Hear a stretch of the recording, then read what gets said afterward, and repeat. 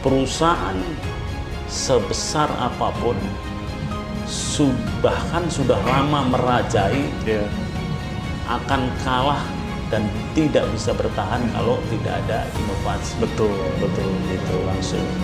Saya sama Bu Siti, sama Mas Angga, sama adiknya Fitra. Nah itu tadinya udah jalan kurang lebih mungkin udah 3 kilo sampai 5 kilo. Begitu mendengarkan, sudah papa mama duduk sini aja biar saya yang cari uang. Itu yang tadinya kaki pada pegel, yang udah kita capek merasa itu akhirnya semangat lagi.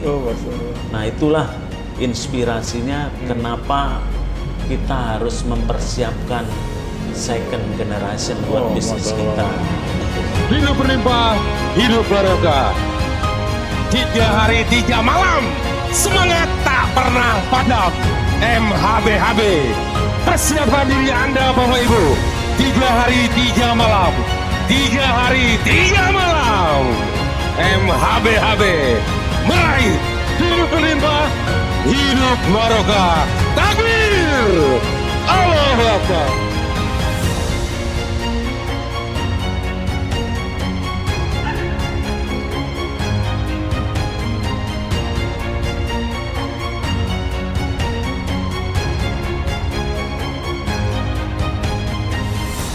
Assalamualaikum warahmatullahi wabarakatuh. Alhamdulillahirrahmanirrahim. Bapak dan Ibu, para pengusaha, bisnis owner dimanapun berada, kita berjumpa kembali dengan saya Kang Su, masih di acara atau di podcast channel Sari Awut. Nah, kali ini Bapak dan Ibu, saya sangat merasa bahagia sekali. Kenapa? Karena lagi-lagi saya berkesempatan untuk bertemu dengan salah satu pengusaha senior, bisnis owner. Dan mudah-mudahan nih, insya Allah beliau akan menyampaikan banyak hal terkait dunia bisnis. Beliau adalah owner dari Dawang Group. Nah, karena beliau sudah ada di sini ya, sudah nggak sabar rasanya, langsung saja ya, saya akan langsung berkenalan dengan beliau. Beliau adalah Pak Tri Dawang dari Bekasi. Langsung saja, Assalamualaikum warahmatullahi wabarakatuh, Pak Tri, gimana kabarnya? Waalaikumsalam warahmatullahi wabarakatuh. Masalah. Sehat ya Pak ya? Alhamdulillah sehat. Alhamdulillah baik. Oke, tahan dulu ya Pak Tri. Nah, yang kedua, Pak Tri tidak sendirian ya. Beliau juga mengajak anak sulungnya yaitu Mas Angga. Luar biasa. Mas Angga, Assalamualaikum, gimana kabarnya? Waalaikumsalam warahmatullahi wabarakatuh. Sehat, Kak? Sehat ya, Alhamdulillah ya. Alhamdulillah, Oke, sehat. baik. Ada Pak Tri, ada Mas Angga, dan saya juga tidak sendirian, Bapak Ibu. Saya juga ditemani oleh sahabat saya dari tim Sari Awut yang luar biasa. Beliau adalah Kang Rizka. Kang Rizka, Baik, alhamdulillah sehat. sehat ya? Sehat. Oke, baik. Nah, Bapak dan Ibu ya, jadi dunia bisnis saat ini sangat unpredictable, penuh dengan ketidakpastian. Nah, tetapi sebelum kita membahas ke sana, kita akan gali dulu lebih dalam perkenalan dengan Pak Tri terkait Dawang Group dan sebagainya. Langsung saja, Pak Tri, boleh perkenalkan diri dulu Pak Tri terkait Ya. Dawang Group? Ya, perkenalkan nama saya Tri Dawang, yaitu owner dari Dawang Group. Baik. Nah, milestone dari Dawang Group yaitu berdiri tahun 99. Oke. Jadi dimulai bisnis Dawang Group itu tahun 1999 kan. Oh, Su. masalah. Oke. Nomor cantik. Iya. Jadi pas momennya, nomornya, tahunnya tahun bagus. Semoga baik. membawa keberkahan. Amin, amin, amin, amin. Ya, alhamdulillah sampai saat ini sudah 26 tahun. Sudah 26 tahun kita membangun Dawang Group. Baik. Yaitu Dawang Group core bisnisnya pertama kali yaitu sebagai distributor produk seluler. Oke. Ya, jadi kita bisnisnya di telekomunikasi. Nah, alhamdulillah bisnis selama 15 tahun itu sungguh luar biasa. Baik. Itu growth selama kurang lebih 15 tahun. Nah, di tahun 2017 itu mulai terjadi transisi bisnis Oke. dalam bidang telekomunikasi Baik. itu, yaitu perpindahan dari voice ke data. Oke. Jadi transisi voice ke data inilah yang menjadikan bisnis ini kita sebagai seorang pebisnis harus dituntut untuk selalu inovasi Oke. dan bertransformasi. Baik, siap. Nah, alhamdulillah kami menyiapkan bisnis karena kita melihat future ke depannya. Bisnis ini arahnya mau kemana. Jadi kita melihat ke depan akan menjadi digitalisasi. Baik. Maka kita melakukan development dan lahirlah yaitu brand bisnis kita, yaitu namanya Mili. Mili Digital Payment. Oke, Mili Digital Payment ya. Ada di aplikasinya berarti ya? Ada. Oh, ada. Jadi insya Allah semua toko-toko, warung-warung, toko kelontong itu insya Allah ITM-nya Mili. Baik. Gitu. Nah, karena seiring dengan pertumbuhan bisnis, kita mulai melihat bahwa bisnis di seluler ini sudah mengalami sunset. Makanya kita bertransformasi melakukan business development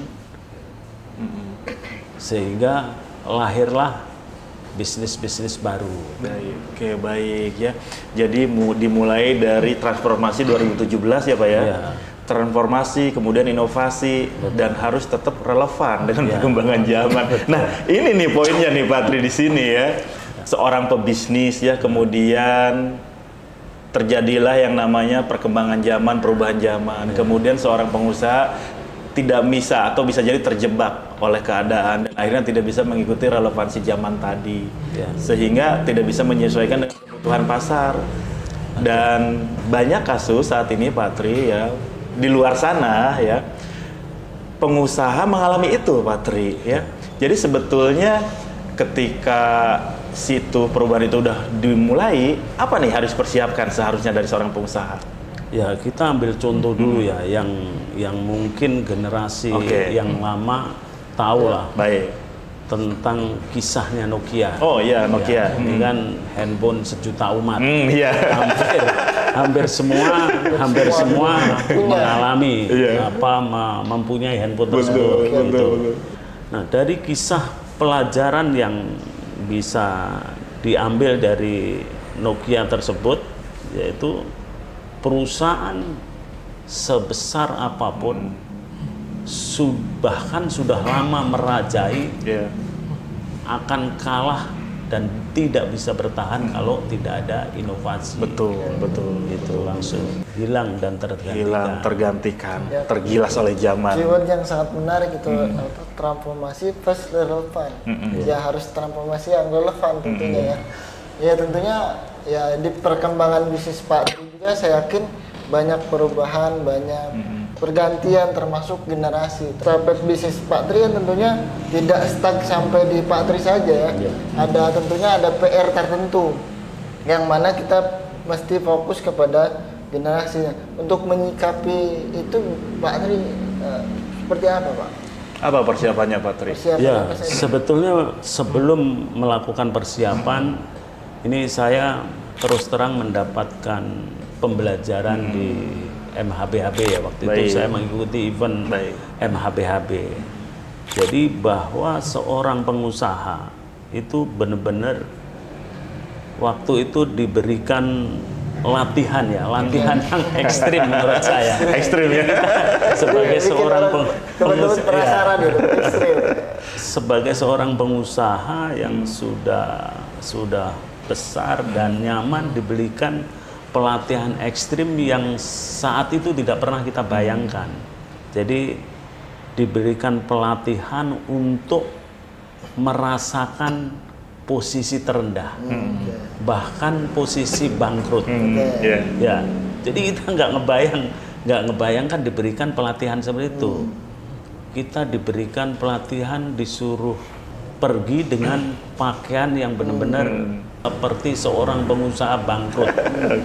Nah, dari hikmah perjalanan itu agar saya melihat refleksinya, jadi agar memaknai memahami makna perjuangan.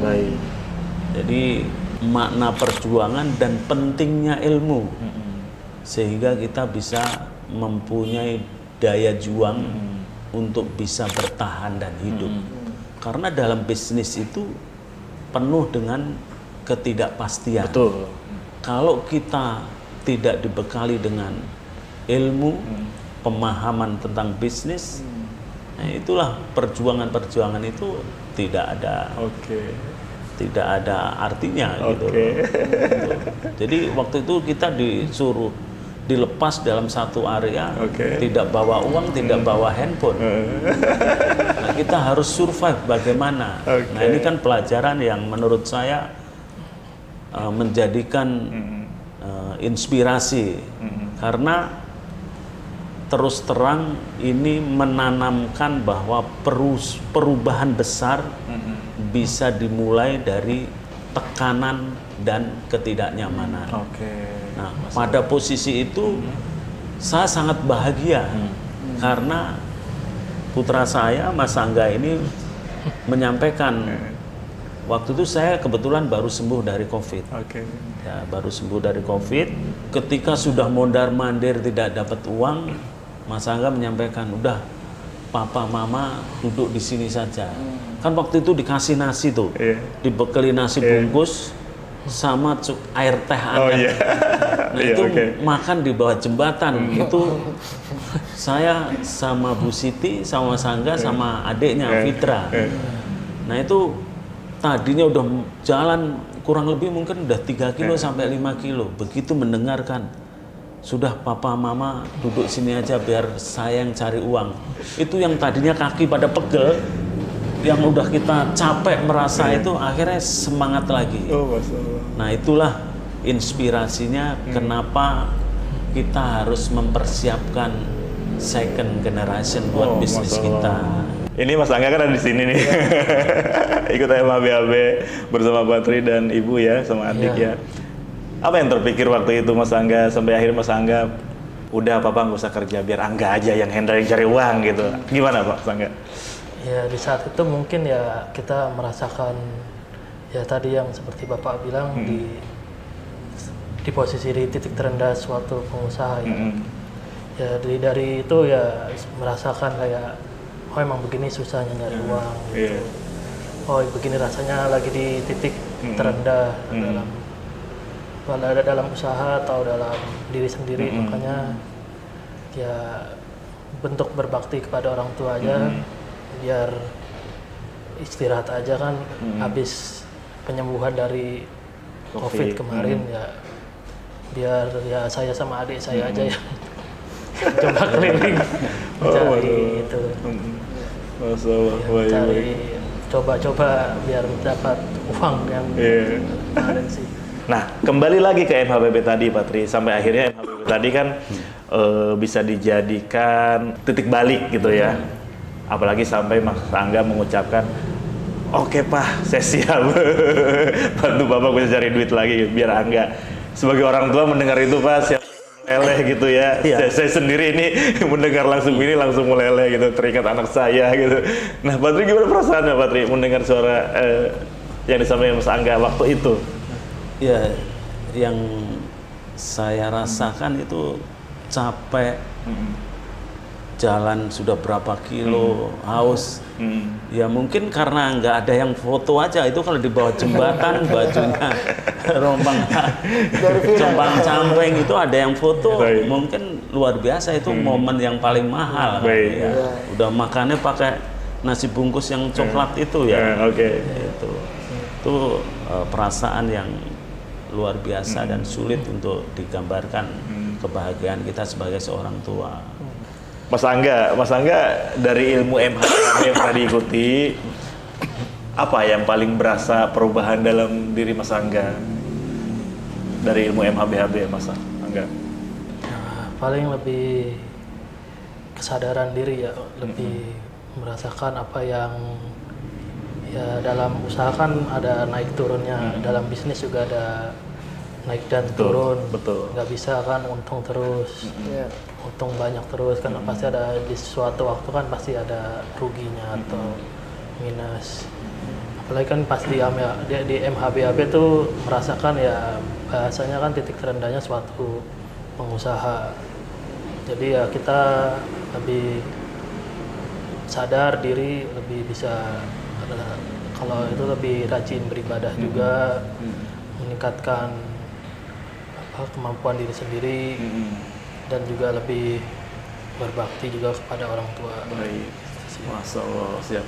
Nah ini Pak Tri ya, sampai akhirnya terjadi perubahan perilaku atau kebiasaan atau habit.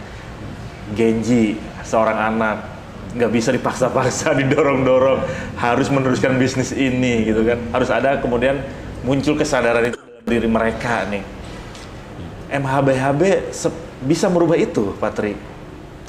Ya, justru itu kan seperti yang disampaikan Mas Angga tadi, itu dalam materi MHBHB itu diberikan pelatihan dalam kondisi yang benar-benar ekstrim kan, kondisi ketidaknyamanan, bahkan pengusaha juga kan bisa bangkrut. Nah itu dia, ya kan? Kalau untuk sukses terus pasti siap orang untuk sukses, tapi kan apakah di saat kena dip di posisi bawah, posisi bangkrut itu siap gitu. Berarti pelajaran yang paling berharga ya supaya memahami makna perjuangan, makna proses, pentingnya ilmu dan daya juang, bahwa hidup itu perlu diperjuangkan. Bahkan bisnis pun juga harus diperjuangkan. Seperti legacy buat bisnis kita, buat second generasi, itu juga harus diperjuangkan, dipersiapkan gitu. Jangan sampai bisnis kita ini ke depan malah hilang. Gitu. Kita juga harus bisa memposisikan bisnis kita ini mempunyai pengaruh yang kuat. Ya, kalau kita untuk bisa pengaruh kan kita bisnisnya harus sukses, harus berkelimpahan, sehingga bisa menjadi inspirasi. Pak Tri, apa yang ingin disampaikan kepada Pak Tri ya terkait kita sebentar lagi ada event MHBHB nih. Ini kesempatan baik untuk teman-teman para pengusaha. Jangan sampai menyesal nggak ikut ketinggalan dan sebagainya, harus nunggu 1 tahun lagi. Gimana Pak Tri? Silakan. Ya mungkin saya ingin berpesan ya bahwa simulasi praktek dissatisfaction ini sangat, menurut saya sangat kena ya. Karena semua pengusaha pasti tidak pernah membayangkan bisnisnya itu akan bangkrut, bisnisnya akan hilang. Jadi simulasi ini benar-benar memahamkan kita kenapa kita harus memperjuangkan bisnis kita. Kenapa kita harus belajar dari proses pentingnya ilmu. Nah, di dalam MHBHB itu benar-benar kita dijadikan bukan hanya sekedar pengusaha biasa, tapi pengusaha yang mempunyai pengaruh. Nah, untuk menjadi pengusaha yang mempunyai pengaruh itu bisnisnya harus bagus, bisnisnya harus menjadi rujukan, bisnisnya harus menjadi contoh, dan yang jelas profitnya juga harus besar dan growth. Baik, oke, luar biasa. Ini Pak Tri, makasih banyak ya, Mas Angga, Kang Rizka juga terima kasih. Lagi-lagi nih, ini sebenarnya topiknya sangat menarik ya, bahasanya sangat kreatif ya. Kita membahas bisnis, kemudian generasi kedua, kemudian perkembangan bisnis saat ini dan sebagainya. Luar biasa, dan saya yakin Bapak dan Ibu juga banyak mendapatkan insight baru ya, seperti apa yang saya dapatkan kesempatan ini. Lagi-lagi terima kasih Pak Tri, Mas Angga ya, Kang Rizka juga. Ini sangat bermanfaat, sangat menambah insight positif buat saya. Dan insya Allah Bapak dan Ibu, para pengusaha dan business owner dimanapun berada, jangan khawatir. Kita akan terus berjumpa lagi di podcast berikutnya di channel Syariah World. Dan insya Allah dalam keadaan lebih baik, dalam keadaan yang terus dalam keadaan sehat ya. Demikian, terima kasih. Wabillahi taufiq wal hidayah. Wassalamualaikum warahmatullahi wabarakatuh.